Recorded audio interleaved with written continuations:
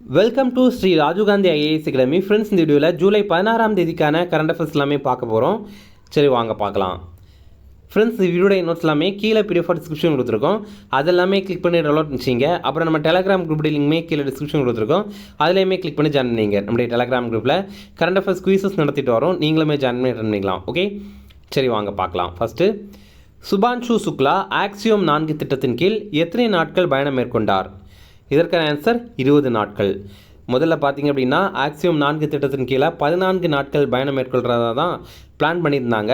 அப்புறம் அது 20 நாட்களாக ஆயிருக்கு. சர்வதேச விண்வெளி நிலையத்திலிருந்து இப்போது இந்தியாவுடைய சுபான்ஷு சுக்லா உட்பட 4 பேர் பூமிக்கு திரும்பி வந்திருக்காங்க. எந்த விண்கலம் மூலமாக வந்தாங்க அப்படின்னா டிராகன் கிரேஸ் அப்படிங்கிற விண்கலம் மூலமாக தான் வந்திருக்காங்க. இவங்க எங்கே தரையிறக்கப்பட்டாங்க அப்படின்னா அமெரிக்காவில் தெற்கு கலிஃபோர்னியாவில் சாண்டியாகோ கடல் பரப்பில் தான் தரையிறக்கம் செய்யப்பட்டாங்க. இவங்க பசிபிக் பெருங்கடலில் தான் இறங்கியிருக்காங்க. இப்போது இந்த பயணத்தை பற்றிய குறிப்புகள் பற்றி பார்க்கலாம். ஆக்சியோம் 4 அப்படிங்கிற மிஷன் மூலமாக நம்ம இந்தியாவுடைய சுபான்ஷு சுக்லா உட்பட ஒரு 4 பேர் சர்வதேச விண்வெளி மையத்திற்கு பயணம் மேற்கொண்டிருந்தாங்க. அதுதான் இந்த ஆக்சியோம் 4 அப்படிங்கிற மிஷன். இதற்காக எந்த ராக்கெட்டை பயன்படுத்தினாங்க அப்படின்னா ஸ்பேஸ் எக்ஸ் நிறுவனத்திற்கு சொந்தமான ஃபால்கன் 9 அப்படிங்கிற ராக்கெட். எந்த விண்கலம் மூலமாக அங்கே அவங்க போனாங்கன்னா டிராகன் கிரேஸ் அப்படிங்கிற விண்கலம். திரும்பி வந்ததும் அதே விண்கலம் தான். இப்போது முதல்ல எல்லாம் நியூஸ் பேப்பரில் டிராகன் விண்கலம் அப்படின்னு போட்டிருந்தாங்க. இப்போ பார்த்தீங்கன்னா டிராகன் கிரேஸ் அப்படின்னு குறிப்பிட்டிருக்காங்க. ரெண்டுமே ஒன்று தான். ஓகேவா? மொத்தமாக 20 நாட்கள் பயணம் மேற்கொண்டிருக்காங்க. இவங்க ஜூன் 25ஆம் தேதி பயணம் தொடங்கியிருக்காங்க. அதே மாதிரி பூமிக்கு திரும்பி வந்து சேர்ந்த தினம் ஜூலை 15ஆம் தேதி. இப்போது சுபான்ஷு சுக்லா இவர் ஒரு சாதனை படைத்திருக்காரு. என்னென்னா 41 ஆண்டுகள் கழித்து விண்வெளிக்கு பயணம் செய்த 2வது இந்தியராக இவர் இப்போ ஆயிருக்காரு. அப்போ முதல் இந்தியர் யார் அப்படின்னா 1984ஆம் ஆண்டுலேயே ராகேஷ் சர்மா இவர் விண்வெளிக்கு பயணம் மேற்கொண்டிருந்தார். ஆனால் சர்வதேச விண்வெளி நிலையத்திற்கு பயணம் மேற்கொண்ட முதல் இந்தியர் சுபான்ஷு சுக்லா தான். சர்வதேச விண்வெளி நிலையம் இது பூமியிலேருந்து 400 கிலோமீட்டர் உயரத்தில் இருக்குது. அது மட்டும் இல்லாமல் இது ரொம்ப வேகமாக சுற்றிட்டே இருக்குது. 28,000 கிலோமீட்டர் வேகத்தில் சுற்றிட்டு இருக்கு. மணிக்கு 28,000 கிலோமீட்டர் வேகத்தில் இது சுற்றிட்டு இருக்கு. அதனால் இந்த டிராகன் விண்கலம் கூட அந்த வேகத்தில் போய் தான் இணைந்து அந்த விண்வெளி வீரர்கள்லாம் அந்த சர்வதேச விண்வெளி நிலையத்திற்குள்ளாடி போனாங்க. ஓகேவா? இந்த திட்டத்தில் வீரர்கள் மொத்தமாக 1.3 கோடி கிலோமீட்டர் பயணம் பண்ணியிருக்காங்க. 310க்கும் மேற்பட்ட முறை பூமியை வலம் வந்திருக்காங்க. ஓகேவா? அடுத்தது, இதில் இஸ்ரோ சில ஆய்வுகள் பண்ணியிருக்காங்க.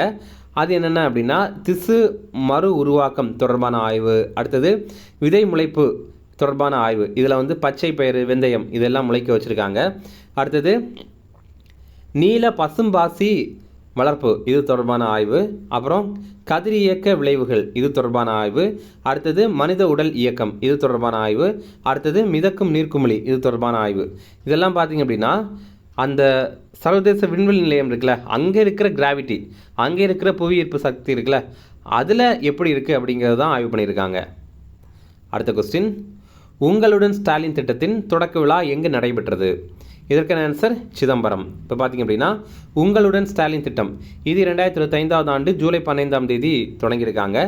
இது என்ன அப்படின்னா அரசு துறைகளுடைய சேவைகள் மற்றும் திட்டங்கள் மக்களுடைய வீடுகளுக்கே சென்று வழங்குகிற திட்டம் தான் இது. இப்போ இதற்கான தொடக்க விழா கடலூர் மாவட்டத்தில் சிதம்பரத்தில் நடைபெற்றது. இந்த திட்டத்தின் கீழே இந்த ஜூலை 15ஆம் தேதியிலிருந்து இந்த ஆண்டு நவம்பர் வரைக்கும் 10,000 முகாம்கள் நடத்த போகிறாங்க. இதில் நகர்ப்புறங்களில் 3,768 முகாம்கள் நடத்துகிறாங்க. ஊரக பகுதிகளில் 6,232 முகாம்கள் நடத்துகிறாங்க.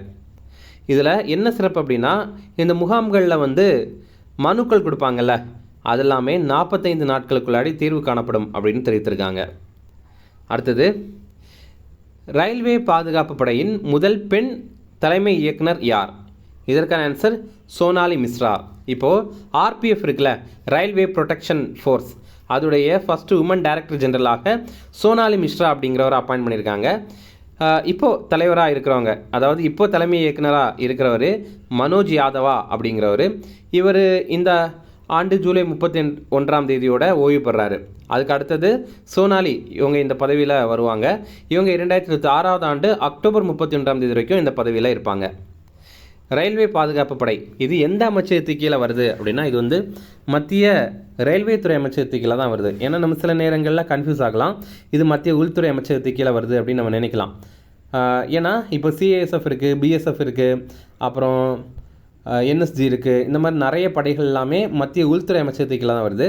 ஆனால் இந்த ரயில்வே பாதுகாப்பு படை வந்து மத்திய ரயில்வே துறை அமைச்சகத்துக்கு கீழே தான் வருது. இந்த ஆர்பிஎஃப் இருக்குல்ல, ரயில்வே ப்ரொடெக்ஷன் ஃபோர்ஸ், இது 1872 ஆண்டு ஜூலை 2ஆம் தேதி தொடங்கியிருந்தாங்க. இதோடைய தலைமையகம் வந்து புதுடெல்லியில் தான் இருக்குது. ரயில்வே பாதுகாப்பு படை சட்டம் 1957 ஆண்டு இயற்றி இதற்கு சட்டப்பூர்வ அங்கீகாரம் வந்து வழங்கியிருக்காங்க. அடுத்தது, ஷாங்காய் ஒத்துழைப்பு அமைப்பின் வெளியுறவுத்துறை அமைச்சர்கள் மாநாடு தற்போது எங்கு நடைபெற்றது? இதற்கான ஆன்சர் தியான்ஜின். இப்போ பார்த்தீங்க அப்படின்னா எஸ்சிஓ, அதாவது ஷாங்காய் கோஆப்ரேஷன் ஆர்கனைசேஷன், இதோடைய ஃபாரின் மினிஸ்டர்ஸ் மீட்டிங் இது வந்து சீனாவுடைய தியான்ஜின் அப்படிங்கிற பகுதியில் நடைபெற்றது. இந்தியா சார்பில் வெளியுறவுத்துறை அமைச்சரான ஜெய்சங்கர் போய் கலந்து கொண்டார். ஷாங்காய் ஒத்துழைப்பு அமைப்பு எஸ்சிஓ அப்படின்னா ஷாங்காய் கோஆப்ரேஷன் ஆர்கனைசேஷன் அப்படிங்கிறது தான். இதோடைய உச்சி மாநாடு இந்த 2025 ஆண்டு இதே நகரில் தான் நடைபெறும் அப்படின்னு தெரிவித்திருக்காங்க. அதாவது சீனாவுடைய தியான்ஜின் அப்படிங்கிற நகரில் தான் நடைபெறும் அப்படின்னு தெரிவித்திருக்காங்க. இது இந்த ஆண்டு அக்டோபர் 31ஆம் தேதியில் ஆரம்பித்து செப்டம்பர் 1ஆம் தேதி வரைக்கும் நடக்கும். அப்படி பார்க்கும்போது 2 நாட்கள் நடைபெறும். ஃப்ரெண்ட்ஸ், நம்ம ராஜீவ்காந்தி ஐஏஎஸ் அகாடமியில் டிஎன்பிஎஸ்சி எக்ஸாமுக்கு தேவைப்படுற பாடப்புத்தகங்கள் எல்லாமே இருக்குது. இது பார்த்தீங்கன்னா தமிழ்லேயும் இருக்குது, அதே மாதிரி இங்கிலீஷ்லேயும் இருக்குது. இது நீங்கள் மொத்தமாக வாங்கிக்கலாம், அல்லது உங்களுக்கு தேவைப்படுற புத்தகம் மட்டும்தான் வேணும் அப்படின்னா கூட நீங்கள் கால் பண்ணி ஆர்டர் பண்ணி வாங்கிக்கலாம். நீங்கள் தமிழ்நாட்டில் எங்கே இருந்தீங்க அப்படின்னாலும் நாங்கள் உங்களுக்கு இதை கொரியர் மூலமாக சென்ட் பண்ணி தந்துடுவோம். அதே மாதிரி நீங்கள் சென்னையில் அண்ணா நகரில் இருக்கிறீங்க அப்படின்னா நம்முடைய ஸ்டடி ஹால் வசதி நீங்கள் பயன்படுத்திக்கலாம். இங்கே பார்த்தீங்கன்னா ஏசி வசதி இருக்குது, ஒய்ஃபை வசதி இருக்குது, அதே மாதிரி லைப்ரரி வசதி கூட இருக்குது. அடுத்தது, இந்தியாவில் முதல் முறையாக டாமினன்ட் டவர்ஸ் தொழில்நுட்ப முறை எங்கே அறிமுகம் செய்யப்பட்டது? இதற்கான ஆன்சர் திகார் சிறை. இது டெல்லியில் தான் இருக்குது. டெல்லியில் தான் இந்த திகார் சிறை அப்படிங்கிறது இருக்குது. இப்போது டாமினன்ட் டவர் அப்படின்னா என்னென்னா, இப்போது சில இடங்கள் எல்லாம் பார்த்திங்கன்னா சிறைகள்லையே கைதிகள் இல்லீகலாக மறைமுகமாக செல்ஃபோன் வந்து பயன்படுத்துகிறாங்க. அப்போ இதற்காக சில இடங்களில் ஜாமர் வைக்கிறாங்க. ஆனால் அதற்கு பதிலாக தான் இந்த டாமினன்ட் டவர்ஸ் வந்து வைக்கிறாங்க. இந்த ஜாமருக்கும் டாமினன்ட் டவருக்கும் என்ன வித்தியாசம் அப்படின்னா, இந்த ஜாமர் வந்து போத்திட்டாங்க அப்படின்னா அங்கே இருக்கிற குற்றவாளிகள் மட்டும் கிடையாது, அங்கே இருக்கிற காவல் அதிகாரிகளே ஃபோன் வந்து யூஸ் பண்ண முடியாது. அது ஒரு ப்ராப்ளம். ஓகேவா? இன்னொரு ப்ராப்ளம் பார்த்தீங்கன்னா, அந்த ஜாமர் இருக்குல்ல, அது 2G 3G சிக்னலை மட்டும்தான் தடை பண்ணும். இப்போல்லாம் 4G 5G வந்துட்டுல, அப்போ அதெல்லாம் தடை பண்ணணும்ல, அதற்காக இந்த டாமினன்ட் டவர் வந்து யூஸ் ஆகும். ஓகே, இப்போ இந்த டாமினன்ட் டவர் சிஸ்டம் இருக்குல்ல, இது தமிழக சிறைகளில் விரைவில் அறிமுகம் செய்யப்படும் அப்படின்னு தெரிவித்திருக்காங்க. முதல் முறையாக சென்னையில் இருக்கிற புழல் சிறை வளாகத்தில் நிறுவப்படும் அப்படின்னு திட்டமிட்டிருக்காங்க. இதில் செயற்கை நுண்ணறிவு உதவி வந்து இருக்குது. அந்த செயற்கை நுண்ணறிவு உதவியுடைய தான் இதை செயல்படுத்துகிறாங்க. இதன் மூலமாக கைபேசி சிக்னல்கள் முற்றிலுமே முடக்கப்படும். ஜாமர்கள் மூலமாக 2G 3G அலைவரிசைகள் மட்டும்தான் முடக்க முடியும். ஆனால் இந்த டாமினன்ட் டவர்ஸ் மூலமாக 4G 5G அலைவரிசைகளை கூட முடக்க முடியும். இது எந்த மாதிரி செயல்படுது அப்படின்னு பார்க்கும்போது 2 கிலோமீட்டர் சுற்று வட்டாரத்திற்கு கைபேசி சேவையை வந்து இது முடக்கும். இது என்ன ஒரு தொழில்நுட்பத்தை பயன்படுத்துது அப்படின்னா, த ஹார்மோனியஸ் கால் பிளாக்கிங் சிஸ்டம் அப்படிங்கிற தொழில்நுட்பத்தை வந்து இதில் பயன்படுத்துகிறாங்க. இதில் என்னென்னா, மத்திய தொகுப்பில் பதிவேற்ற கைபேசி எண்கள் வந்து முடக்கப்படுறதில்ல.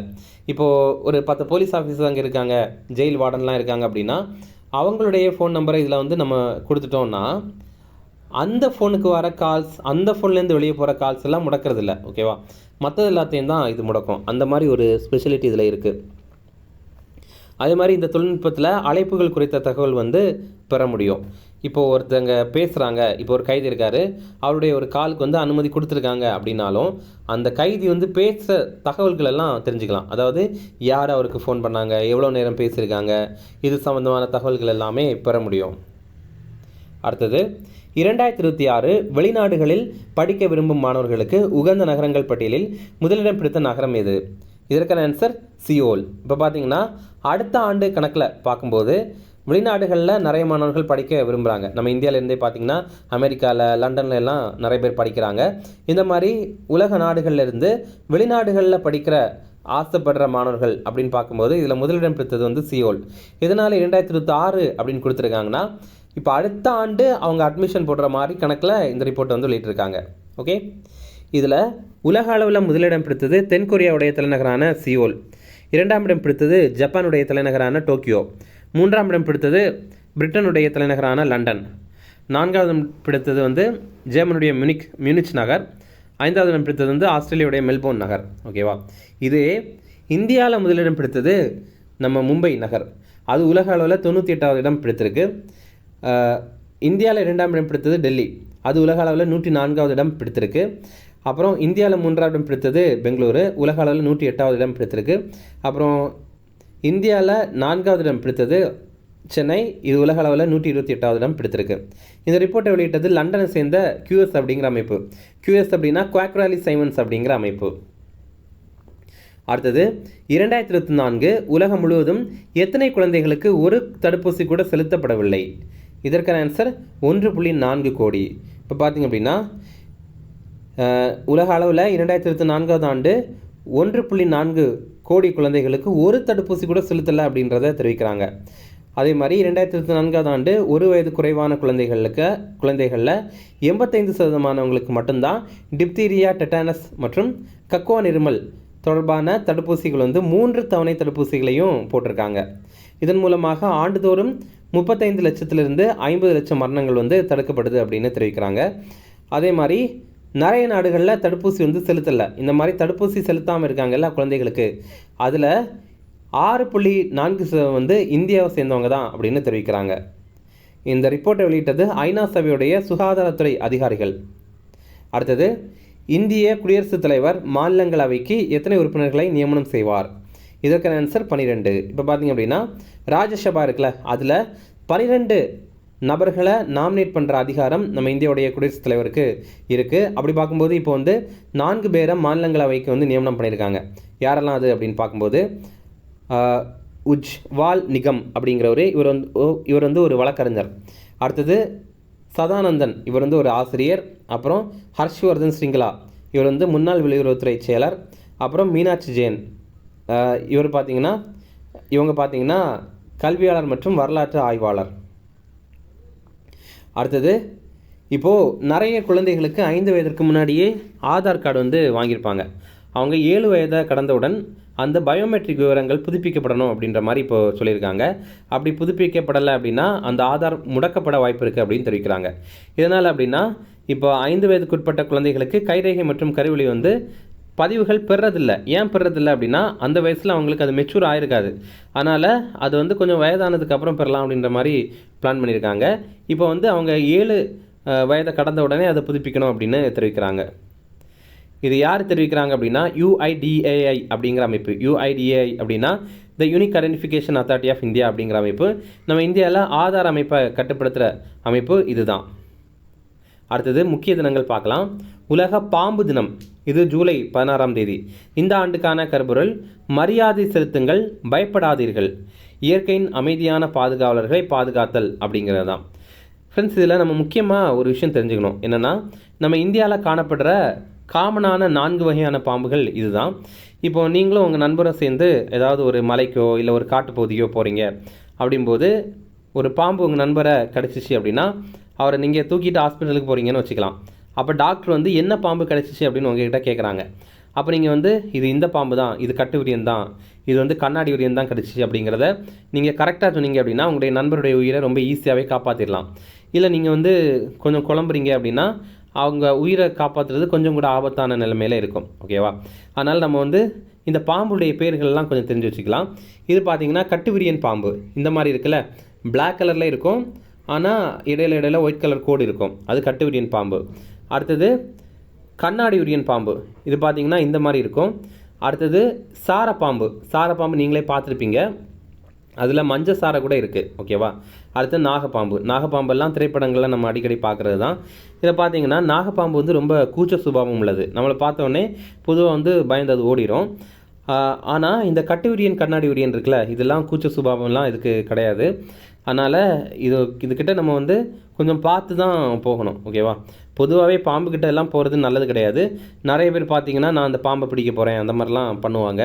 அப்படிலாம் நம்ம பண்ணுறது நல்லது கிடையாது. ஒரு பாம்பு இருக்குது அப்படின்னா அதை பார்த்து நம்ம ஒதுங்கி போகிறது தான் நல்லது. ஓகே, இனி ரிவிஷன் பார்க்கலாம். சுபான்ஷு சுக்லா ஆக்சியம் 4 திட்டத்தின் கீழ் எத்தனை நாட்கள் பயணம் மேற்கொண்டார்? இதற்கான ஆன்சர் 20 நாள்கள். அடுத்தது, உங்களுடன் ஸ்டாலின் திட்டத்தின் தொடக்க விழா எங்கு நடைபெற்றது? இதற்கான ஆன்சர் சிதம்பரம்.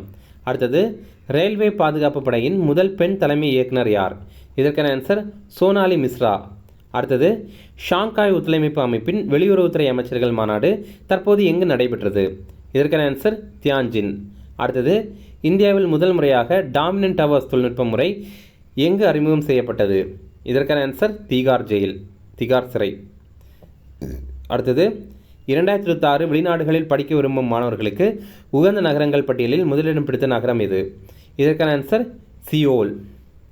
அடுத்தது, 2024 உலகம் முழுவதும் எத்தனை குழந்தைகளுக்கு ஒரு தடுப்பூசி கூட செலுத்தப்படவில்லை? இதற்கான ஆன்சர் 1.4 கோடி. அடுத்தது, இந்திய குடியரசுத் தலைவர் மாநிலங்களவைக்கு எத்தனை உறுப்பினர்களை நியமனம் செய்வார்? இதற்கான ஆன்சர் 12. அவ்வளோதான் ஃப்ரெண்ட்ஸ். இந்த வீடியோ பிடிச்சா கண்டிப்பாக லைக் பண்ணுங்கள். நம்மளுடைய சேனலுக்கு சப்ஸ்கிரைப் பண்ணி வச்சுங்க. உங்களுடைய நண்பர்களுமே ஷேர் பண்ணுங்கள். கண்டிப்பாக இது அவங்களுக்கும் பயனுள்ளதாக இருக்கும். Okay, thank you.